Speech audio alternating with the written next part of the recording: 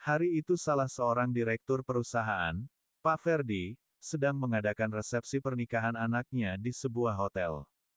Tentu saja aku pun diundang, dan malam itu aku pun meluncur menuju tempat resepsi diadakan. Aku pergi bersama dengan Rafsan, temanku waktu kuliah di luar negeri dahulu. Sesampainya di hotel tampak para undangan sebagian besar membawa pasangannya masing-masing. Iri juga melihat mereka ditemani oleh istri dan anak mereka, sedangkan aku, karena masih bujangan, ditemani oleh si bule ini. "Selamat malam Pak," sapa seseorang agak mengagetkanku. Aku menoleh, ternyata Nia sekretarisku yang menyapaku. Dia datang bersama tunangannya. Tampak seksi dan cantik sekali dia malam itu, di samping juga anggun. Berbeda sekali jika dibandingkan saat aku sedang bersama membuang rasa, terkesan liar dan nahal. Dengan gaun malam yang berda-berda rendah, memperlihatkan keistimewaannya yang besar dan mengganggu pikiran. "Malam Nia," balasku. Mata Rafsan tak henti-hentinya menatapnya, dengan pandangan kagum. Nia hanya tersenyum manis saja dilihat dengan penuh selera seperti itu. Tampak dia menjaga tingkah lakunya, karena tunangannya berada di sampingnya. Kami pun lalu berbincang-bincang sekedarnya. Lalu aku pun permisi hendak menyapa para undangan lain yang datang, terutama para klienku. "Oh ya, namaku Aguan Tanur, umurku 30 tahun. Direktur perusahaan distributor batu bara. Aku masih bujang, tapi jujur sudah tidak JJAK lagi. Bahkan aku sudah cukup terkenal soal gonta-ganti pasangan. Biasa, selain kebanyakan uang, mungkin juga sudah seperti hobi begitu. Cuma keterlaluannya gak pandang kepada siapa. Saat di hati ada rasa, saat itu pula aku berusaha mendapatkannya." "Malam Pak Aguan," seorang wanita cantik tiba-tiba menyapaku. Dia adalah Tantri, istri dari Pak Arsaf, manajer keuangan di kantorku. Mereka baru menikah sekitar 3 bulan yang lalu. "Oh Tantri, malam," kataku, "Pak Arsaf di mana?" "Sedang ke restroom." "Sendirian aja Pak?" tanyanya. "Sama teman," jawabku sambil memandangi dia yang malam itu tampak cantik dengan gaun malamnya yang nampak anggun. Belahan gaunnya yang tinggi memamerkan sesuatu yang menggiurkan. Lampu bolhamnya, walaupun tak sebesar Nia, tapi tampak menjulang menantang langit. "Makanya, cari istri dong Pak. Biar ada yang nemenin," katanya sambil tersenyum manis. "Belum ada yang mau nih, ah.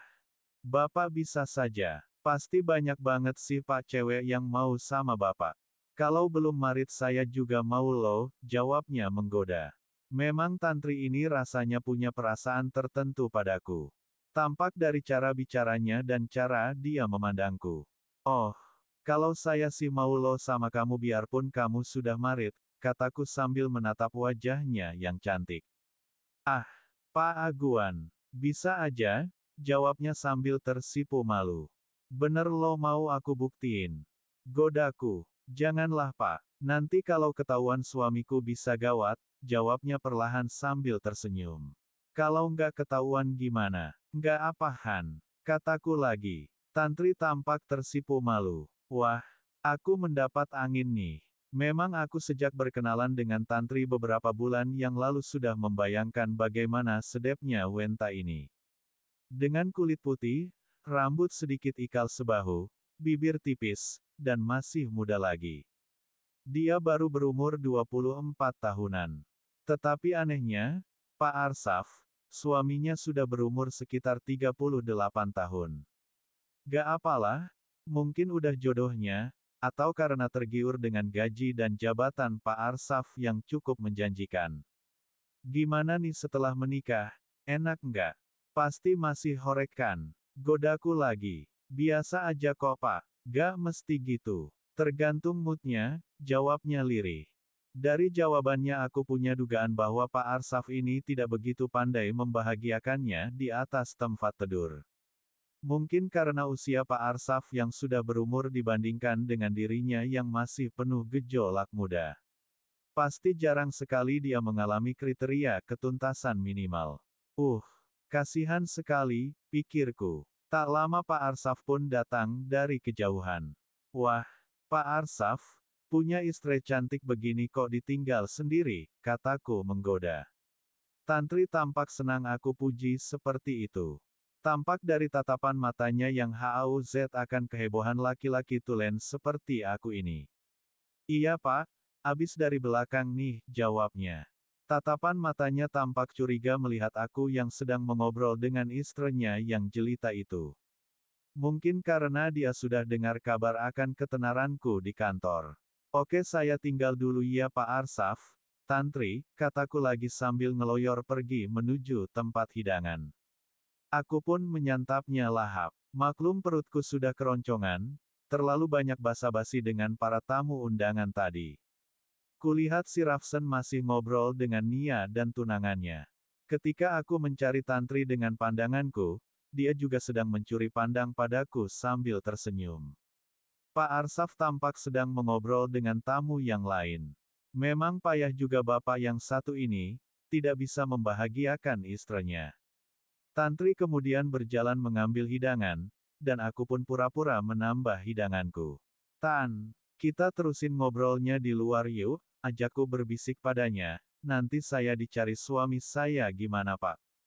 Bilang aja kamu sakit perut. Perlu ke toilet. Aku tunggu di luar, kataku sambil menahan gejolaks melihat yang putih jenjang, dan lengannya yang berbulu halus. Tak lama Tantri pun keluar ruangan resepsi menyusulku. Kami pun pergi ke lantai di atas, dan menuju toilet. Di sini situasi dan kondisinya ternyata sangat mendukung. Kebetulan suasananya sangat sepi, lantaran semua orang terkonsentrasi di lantai bawah. Sebelum sampai di toilet itu, ada sebuah ruangan kosong, sebuah meeting room, yang terbuka dan representatif. Wah kebetulan nih, rupanya, ada jalan kemudahan yang aku dapatkan untuk niat macam ini. Tanpa basa-basi lagi, semua yang tertahan langsung saja tercurahkan. Tantri pun gak mau ketinggalan. Ia membalasnya dengan segenap perasaannya. Mengikuti irama lagu yang tengah tercipta. Aku tahu, yang beginian ini pasti ciri-ciri wen kehausan yang lama berada di tengah gurun padang pasir. Pingin segera meneguk setetes air penyejuk kalbu, dan pereda haus yang berkepanjangan. Oh, Pak Aguan, ucap Tantri sambil meluapkan semua rasa dan emosinya. Tantri suka, gak nyaka kalau Pak Aguan bisa ngajakku jalan-jalan ke angkasa. Kemudian ia diam tak melanjutkan berkata-kata. Sebab kami sudah berada di alam yang berbeda, alam yang semuanya serba indah, dan terus saling berkejaran untuk menggapai bintang yang bertebaran di angkasa. Tak ada kebanggaan bagi seorang pria, kecuali pada saat bisa mengalahkan bidadari dengan segala ambisinya.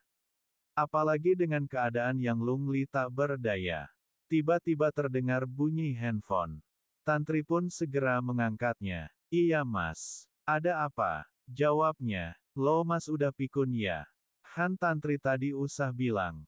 Tantri mau ke toilet. Sakit perut. Gimana sih? Ternyata Tantri lagi berbicara dengan suaminya yang tak sabar menunggu. Kok lama banget sih ke toilet? Tadi kan gak apa-apa. Kok tiba-tiba sakit? Terdengar suara Pak Arsaf dari teleponnya. Iya mas. Mungkin salah makan nih. Sebentar lagi mas. Sabar ya, jawab Tantri yang ternyata emang jago bikin alasan. Kemudian terdengar suaminya berbicara agak panjang di telepon, sehingga waktu tersebut digunakan Tantri untuk merafikan diri. Kemudian ia menutup teleponnya. Suamiku sudah nunggu. Tapi biarin aja deh dia nunggu agak lama, soalnya ini jarang-jarang aku temukan. Ucap Tantri sambil tersenyum nahal. Kok gitu? Emangnya Pak Arsaf kenapa sih? Ya beda aja Pak. Bagai langit dengan bumi, jauh banget bedanya. Wah, kasihan juga Pak Arsaf, pikirku. Kapan kita bisa bertemu lagi ya Pak? Tanya Tantri mengharap. Gimana kalau minggu depan, aku perintahkan suamimu keluar kota. Hihihi, itu mah ide bagus lah Pak, tapi janji ya, malah kayak gitu jawab Tantri. Kami pun kembali ke ruangan resepsi.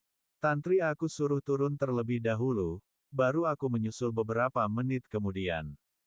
Sesampai di ruang resepsi tampak Ravsen sedang mencari aku. Hey man, where have you been? I've been looking for you, sorry man, I had to go to the restroom. I had stomachache, jawabku. Tak lama Tantri datang bersama Pak Arsaf suaminya. Pak Aguan, kami mau pamit dulu. Ini Tantri gak enak badan. Sakit perut katanya, oh ya Pak Arsaf, silakan saja. Istri Bapak cantik harus benar-benar dirawat loh. Kataku seolah tak terjadi apa-apa. Tantri tampak tersenyum mendengar perkataanku itu, sementara wajah Pak Arsaf menunjukkan rasa curiga. Hei, kasihan, pikirku. Mungkin dia akan syok berat bila tahu apa yang barusan terjadi. Makanya kalau punya istri itu tuh jangan cantik-cantik, apalagi gak didukung sumber daya yang cukup, ya ginilah jadinya. Batinku sambil tersenyum kecil. Tak lama aku dan Ravsen pun pulang. Sebelum pulang aku berpapasan dengan Nia, sekretarisku. Aku suruh dia untuk mendaftarkan Pak Arsaf UNETK training ke luar negeri. Memang baru-baru ini aku mendapat tawaran training dari salah satu perusahaan. Lebih baik Pak Arsaf saja yang pergi. Toh memang dia yang sesuai dengan pekerjaan itu di kantor. Sekian dan terima kasih.